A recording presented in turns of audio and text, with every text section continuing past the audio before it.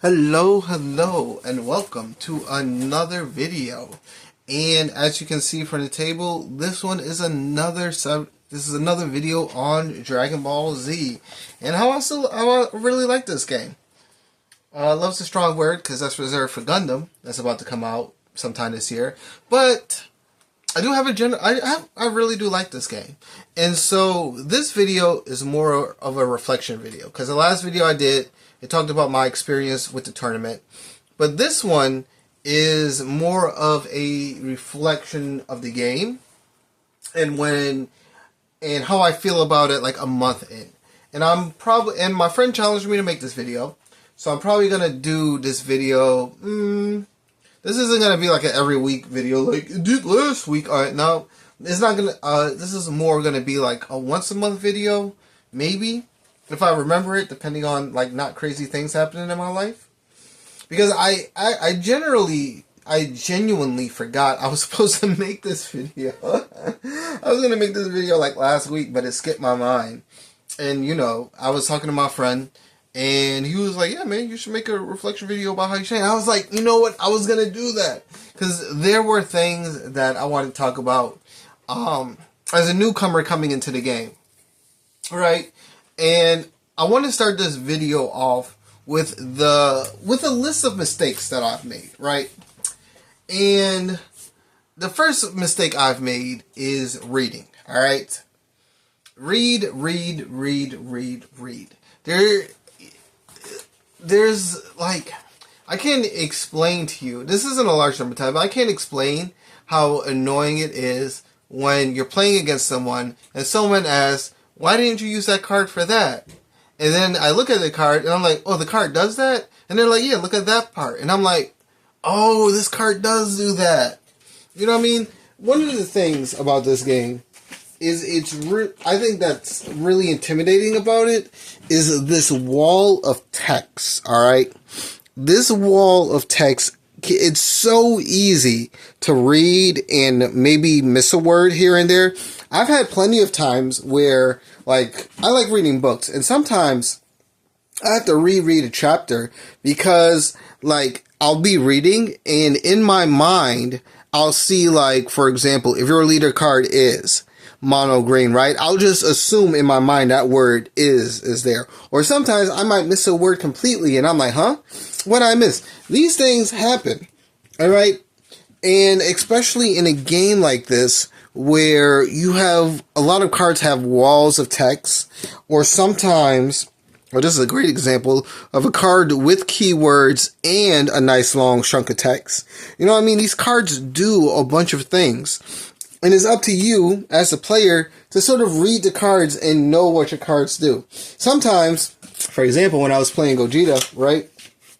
Let me pull this lovely leader out. Oh my god, where is he? There he goes. In the tournament, right? This is what the card says. If you have a battle card with a union skill in play, and you place one of your Z energy into your drop, switch this card to active mode.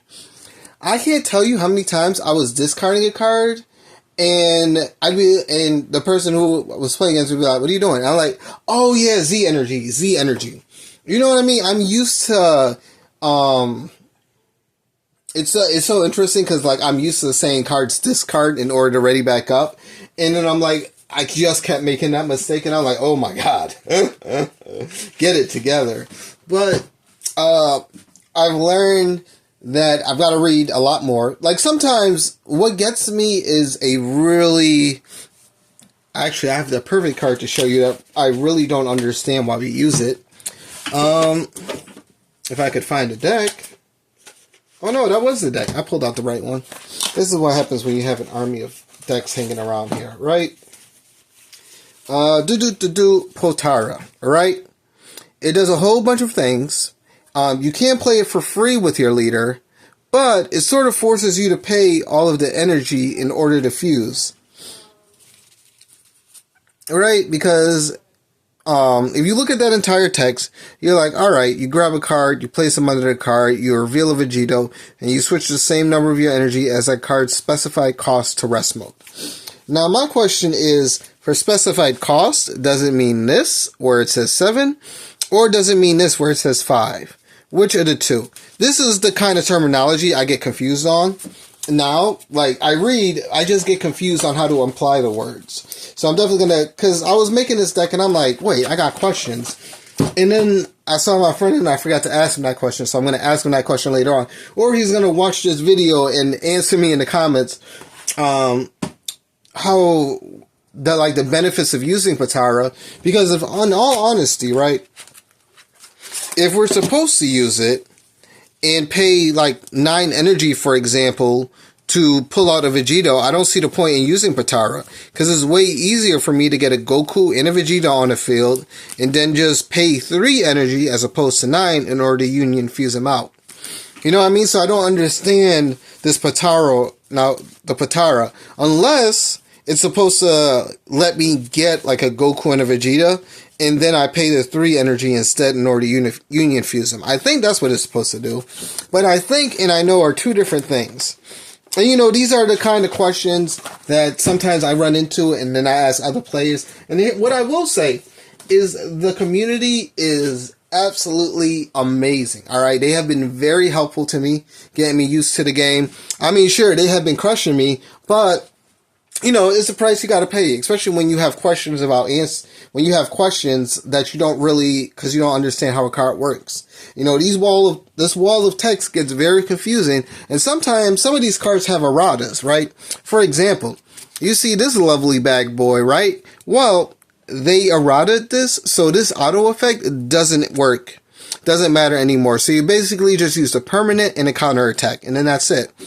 And if you didn't know that, you know, when you're out here purchasing cards and you don't know that that card has an errata, you sort of just play it out and be like, oh, I got this great card that does all this effects. And then you're like, and then your opponent tells you, oh no, it doesn't do that. It's errata. Now, which brings me to my next subject of mistakes, which is shopping. All right. Now, at first, when I initially got into the game, I had my friend give me a list of things that he that I should buy, right? So I'm like, all right, what sets, what things should I get my hands on? And he gave me an amazing list of booster boxes and anniversary sets to pick my hands on that would give me a general amount of cards to play with so I can make my own decks. And he was right. It was amazing. You know, it was a great list.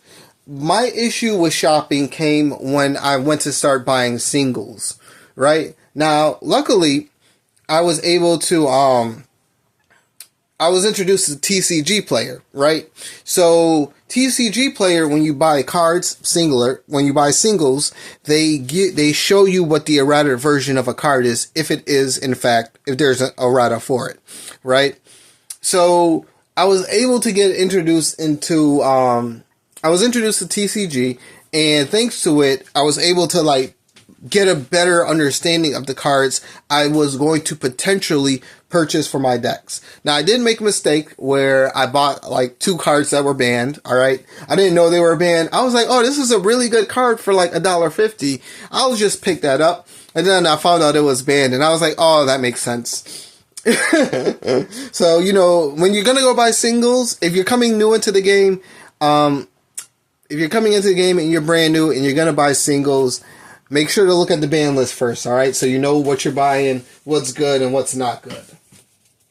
Another thing that it took me a while to get used to is sequencing, all right? And now, so we went over shopping. We went over the mistakes that I've made reading, which is pretty much reading. All right, just read your card.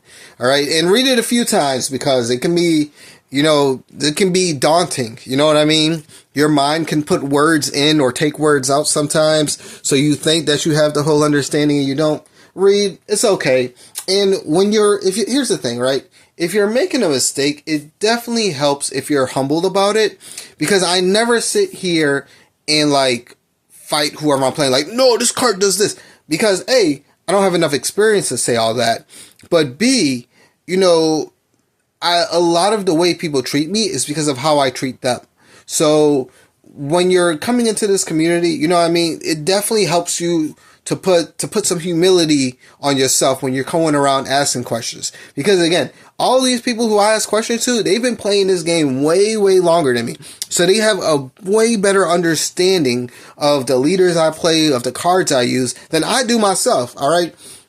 I might win like a random game or two, but you know what I mean? It's like, again, a lot of the people who I'm playing against, they sort of have a general understanding of what cards are going to be in this deck. You know what I mean? It's like, if you're looking at a Gotenks deck, you're going to expect there to be some Gotenks fusions. If you're playing a green deck in general, you're going to expect to see some dormant potentials. Maybe 2. I only run 2 for right now. But you're expecting to see like 4 of these in like every green deck. And every color has like a counterattack card that they call floodgates, that let your opponent attack once and then they don't attack for the rest of the turn. Every color has that. And so you should expect to see like 2 to 4 of them. I'm slowly building up these floodgate cards, like an amount of them, so I'm pulling them out. But again, you know, these people who I'm playing against, they know what my deck is going to be. So, and I don't know that yet, because I don't know what their deck is going to be, because I haven't played against all these types of decks yet. So it definitely helps being humble when you come into this game, because there's a lot of people who will help you. You just got to treat them the right way, and they will treat you good. All right. I've gotten plenty of deals buying cards from them. You know, they set me on the right way. So I have nothing to complain about there. And the last thing I want to talk about is sequencing. All right. So when I was first new to the game, right, it was hard. I don't want to say it was hard, but I would definitely make the mistake often of messing up my sequence. So for example, right, when you declare an attack, your opponent can choose to negate the attack, right? So if they choose to negate the attack, for example, if they chose to do uneasing awakened rage, uneasing awakened rage, say that fast, right? If they choose to use this on me, then my attack gets negated, right? So my attack is negated, but I do have an auto. When this card attacks, draw 1 card. So even though the attack was negated, I still draw a card. I know that now. I didn't know that, alright? I didn't understand that when I was initially playing the game. So it was definitely some growing pains to get used to it, or like, look, right? Combo, let's just go to the attacking step. So we attack, he chooses to not negate the attack. Alright, my auto goes off, I draw a card. Now he can choose to activate a blocker if he has one, which is basically a card, I don't have any blockers in this deck. I think I don't. No, I don't. So he can choose. So for example, let's just say this had blocker. So now that my auto goes off, now he can choose if he wants to activate blockers or not. And so, you know, I would be getting attacked sometimes and I'd be like, oh, I don't choose to negate the attack. Their auto goes off. And then I would just skip to the combo step. I'm like, all right, so what are you comboing? When I had a blocker on the field that could have potentially blocked for me.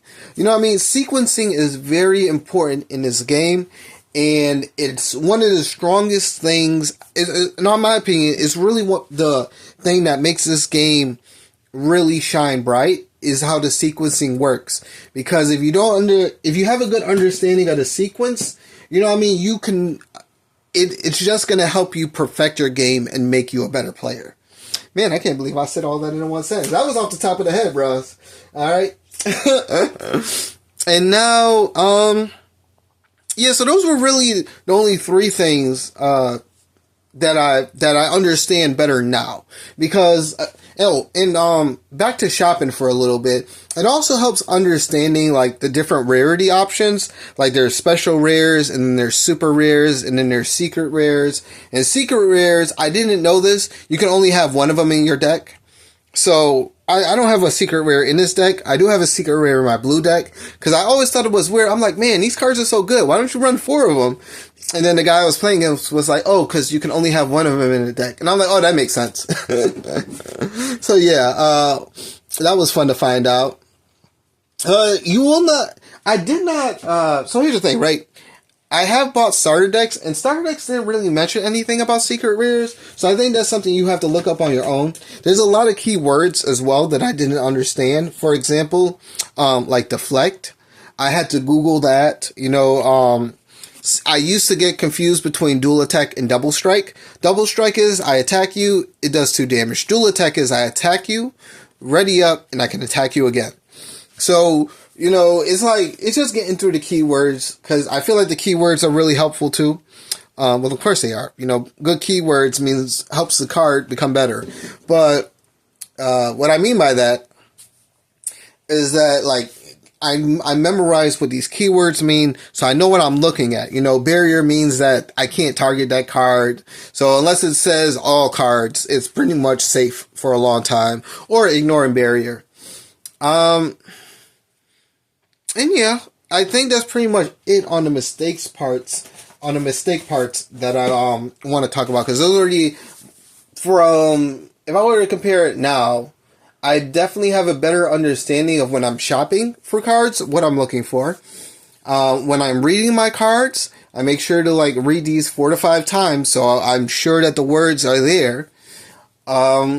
Sequencing, I'm very particular about my sequencing. I understand that there's different, that there's cards that interrupt when you play a card. So I know when those cards happen, there's a window 1. And then if there's nothing in window 1 when you play a card, then there's window 2. And deflect, for example. I wish I had a card over here, like breakthrough. I wish I had breakthrough out, because that would be a good example of what I'm talking about. I don't want to look through for that though. I've been looking at my Dragon Ball Z cards all day, making decks, and let me tell you, all right, I love the deck building in this game. I really do. I think it's really high notch. It's just because it's limited by what you can do, right? So, for example, excuse me. So this is the reason I have this deck put out in front of you like this is I actually want to talk about deck building now. So in this game, you make your own deck and blah, blah, blah, blah, blah. But here's the thing. If you don't know what you're looking for, then you don't really know what to add to your deck. For example, right?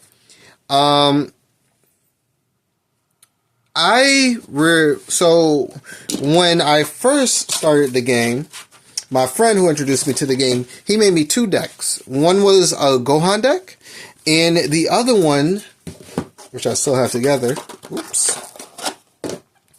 is it's this deck. Yep, it's the Uncontrollable Great Ape. Alright, so he made me these 2 decks to play against one another, so that way I got used to, I just got used to the game. And it definitely helped, because I made mistakes, and then I had questions, and he had answers. And so, is there a breakthrough in this game? In this one? I don't think there is. Right, and so this is when and this deck came with this card that he gave me, right? Golden Frieza Newfound Might.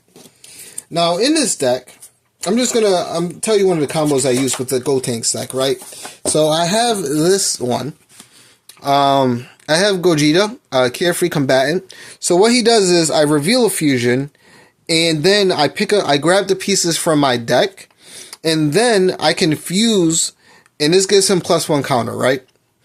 Then what happens is that I fuse, and whenever I perform a Union Fusion, he gets another counter. So what happens is I want to grab this card in my first or second turn. I want to get him on the field and put a bunch of counters on him, right? So the longer the game progresses, once he has enough counters on him, then I switch him out for Golden Frieza, and I can give Golden Frieza, I can remove counters to give him +1000 attack and triple strike for the turn.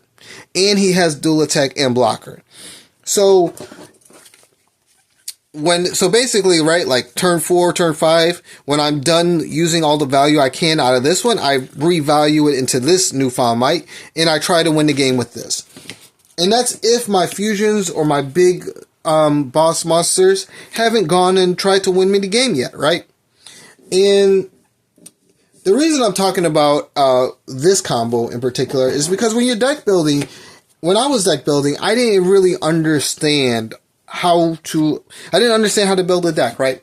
What I would do is I would just grab cards that look similar, right? So like I would get Goten, I would get Trunks. I have 4 of these and 4 of these guys. I didn't have none of these 2 because I didn't even know these existed, right? And I had 2 starter decks. No, I bought 1 starter deck, and then, so it came with 2 of this and 2 of this. I did buy a second one, but that one took forever to come in. So I'm over here playing with this deck, and I'm like, man, this doesn't really, like, feel good to play with, because I really only have Gotenks and Trunks. But, again, this is when, like, knowledge is power. You know what I mean? When I found out that these cards existed, right, they count as both Trunks or Goten. So even if I have one of these and one of these, I can still fuse with these 2 from my hand. And the reason I'm talking about this is because when you're deck building, if you don't know the cards that are out there, you can't efficiently make the deck you want to make.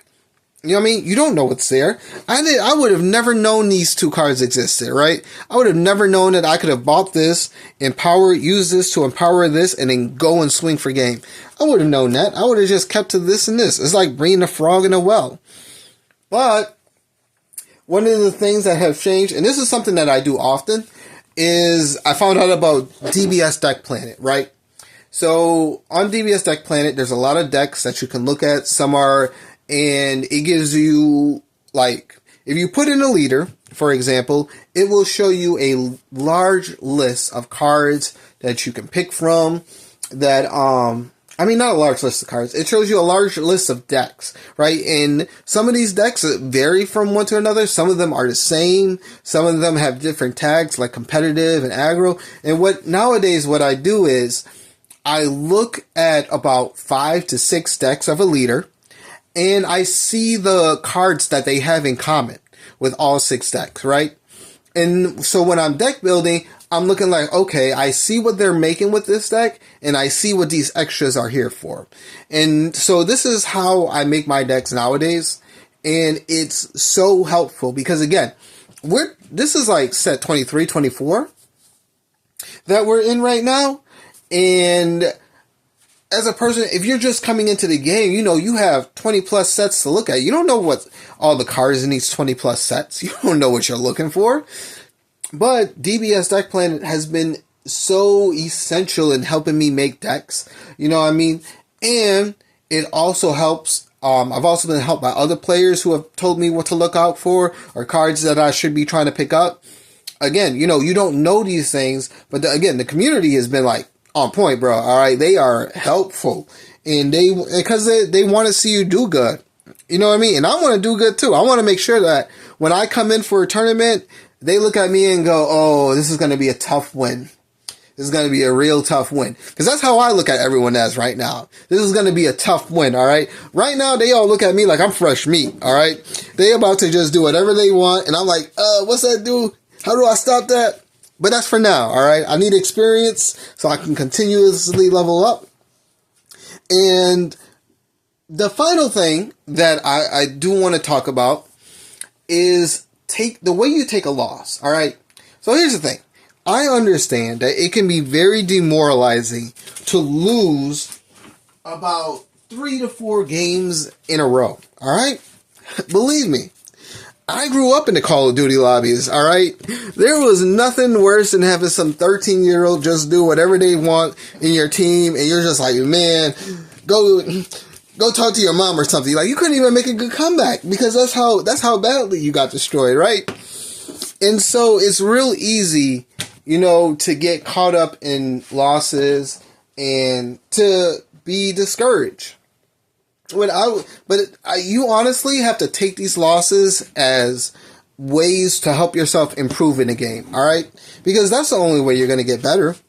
You know, you have to make, I'm very tough on myself. So the first tournament I would go to, right, you're supposed to draw. You're supposed to ready up your cards, draw, charge, right? I would forget to charge. And, you know, my opponent was kind enough to be like, oh, you can still charge. But I'd be like, no. All right? Because these are mistakes that I make that I can't make in the future. I've got to be on point about these things. So, I'm very tough on myself about this. But I feel that it's also, you know, it helps you become a better player. You know, especially when you lose, when you make mistakes like this. Because this is the only way you're going to get better, honestly. All right? You can't win them all. But you can at least be annoying enough to make sure that your opponent doesn't have an easy win. And that's what I'm trying to be, all right? I don't want to win. I don't care about winning. Win, lose, it's whatever. But I want to make sure that you have a very, very, very difficult time playing me. And it's not because I'm crazy, but it's because I have a deck that I know how to use like the back of my hand. So yeah, this is going to be the end of this reflection video. We're looking to get some more wins. I'm going to let you... I did make some more decks, but I don't know if I'm going to play with them for right now. Because right now, the two decks that I want to keep working on is... Well, there's three decks I want to keep working on for right now. And... Where are you? There we go. My Gogeta deck, my Gotenks deck, and my Gohan deck. And this deck is a bit of a weird one because I'm doing some crazy things with it. I bought the deck. I bought the deck for a really good price, and it does like two different things. So I've got to figure out how to drive this deck and how I want to play with it. But you know what I mean? I'll let you know how that goes in the future because I want to get some wins. Because right now, I feel like these are my two tournament decks right now. Like, if I'm going to go to a tournament, these two are what I feel comfortable playing. I know what I'm doing first, second turn with this. I sort of know what I'm doing first, second turn for this. I have a good idea. I just need to play with this around some more. With this one, I have a good idea of how the first turn is going to go. Maybe the second turn, but I have no idea what I'm going to do after that. So, you know, we're going to play with this a little bit.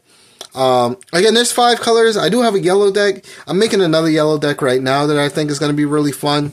And yeah, I'm just making decks, playing around, doing stuff. You know what I mean? And trying to develop a better understanding of the game. Because again, I mean, they say that if you know your enemy, you can win all the time. And that's what I want to do. Because everyone knows these leaders. Everyone has played against these leaders. So they know what they should see in a deck. And my job is to, you know, sort of not let that be a negative to me winning or something like that. I don't know. Words. Who uses them, right? Can't read, can't talk. Broke all the time. What am I doing with myself? That was a joke. But yeah, that's going to be the end of this video, yup. I hope you're all entertained and all that good stuff. And we will have a Spirit Island video this week, alright? Because I don't think I made one for the year. And so we got to start off strong. I don't know who it's going to be yet, but I'll figure that out later. But till then, I will catch you all on the next one. Later.